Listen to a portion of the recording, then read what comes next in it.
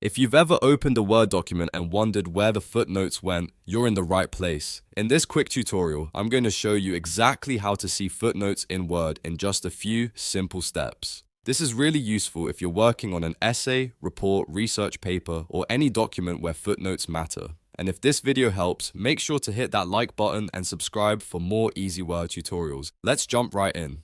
First, open your document in Microsoft Word. If you can't see the footnotes right away, don't worry, because Word sometimes hides them depending on your current view.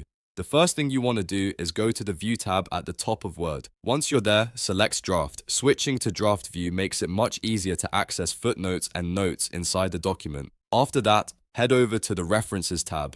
This is where Word keeps all the tools related to citations, footnotes, endnotes, and academic references. When you click References, look for the Footnotes section. In that group, you'll see an option called Show Notes. Go ahead and click Show Notes. This is the key step that opens up the footnotes area so you can view and manage them directly.